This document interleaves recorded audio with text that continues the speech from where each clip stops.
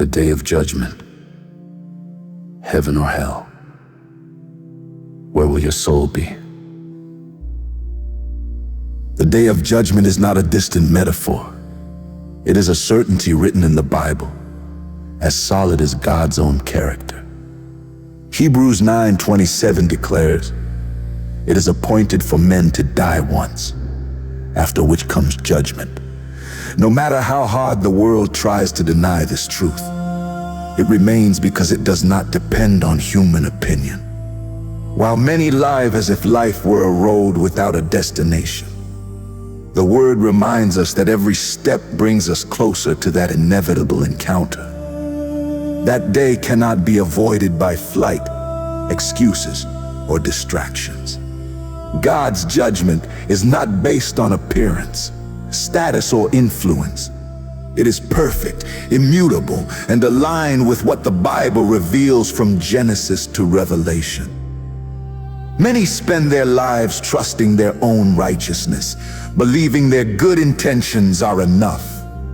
But the truth is, there is only one standard of justice, that of Jesus, the one who came to save and who will also be the just judge.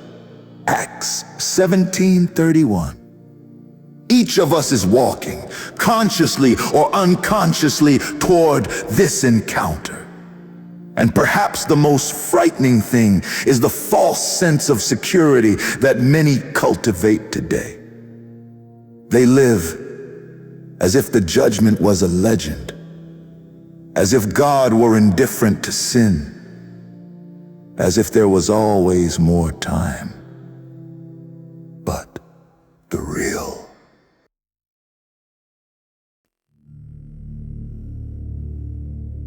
At the judgment seat of Christ, nothing will remain hidden. This is not a symbolic phrase. It is a direct revelation from the Bible. When Jesus says, "There is nothing hidden that will not be disclosed," Luke 12:2. What no one has seen, what we thought we had overlooked, what remained only in our thoughts, all of it will be brought before God. This is a powerful reminder that life is not lived only before men, but before the eyes of the Lord who sees all. And what exactly will be judged? The Word explains that words will be judged, as will the intentions of the heart, our choices, and even our omissions. True faith will also be tested, for Jesus is not impressed by outward religious displays, but by a submissive heart.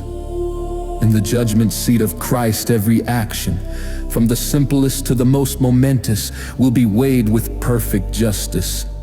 No corruption, no underhanded dealings, no favoritism. The standard is holy. And it is precisely this perfect justice of God that should awaken reverence in our hearts.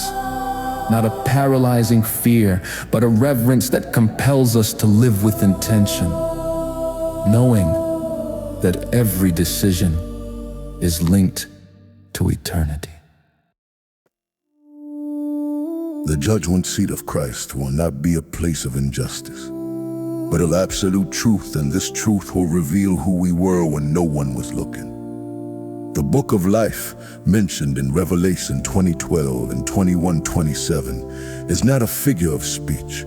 It is a real register before God in which are written those who have been washed by the blood of Jesus.